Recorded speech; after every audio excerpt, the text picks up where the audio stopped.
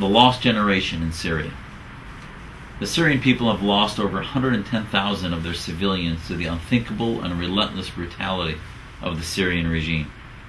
Images of slaughtered bodies and bombed communities have become a hallmark of the crisis in Syria. As the death toll climbs, so too does the number of refugees. The UN estimates that there will soon be over 5 million Syrian refugees, and that nearly 4 million of those are women and children, out of a total population of 22 million.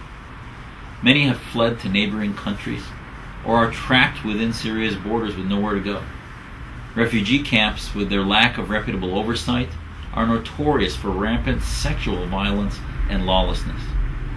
Further, as we've seen across the region, refugee camps are prime targets for radicals seeking to recruit desperate youth.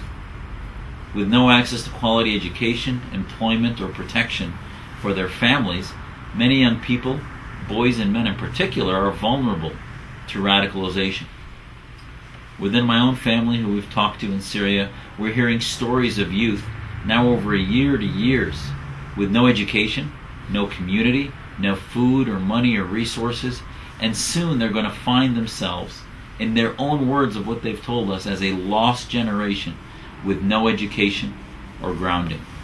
So in a bigger sense, for the nation of Syria and the region, lost identity leads to hopelessness, leads to radicalization, which leads to terrorism and violence and destabilization of the entire region.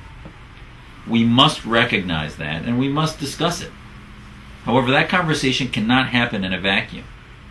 What remains lost in the conversation about radicalization is the real root cause of the problem, which is the ideological struggle that is taking place within the faith of Islam between those who seek liberty and those who seek the Islamic State. This battle between the predatory supremacist Islamists and those of us who believe in individual liberty is well underway. Should good people remain on the sidelines of this battle, we will see the refugees of Syria become truly a lost generation, hopeless and profoundly vulnerable to the worst elements of their society, and especially the global movements fueled from Qatar and Saudi Arabia of Islamist supremacists. The impression on the ground is that the West has already abandoned them at their darkest hour. We must turn the tide while we still can have some influence there. We cannot sacrifice 5 million, 10 million Syrians, refugees, to the likes of Hezbollah or Al-Qaeda or other radical ideological movements. In my book, A Battle for the Soul of Islam, I explain that intervention has to occur at the point where individuals begin to develop their identity and their ideologies. The West needs to invest not only in humanitarian aid for the Syrian people, but in the ideological development of these communities in civil society organizations.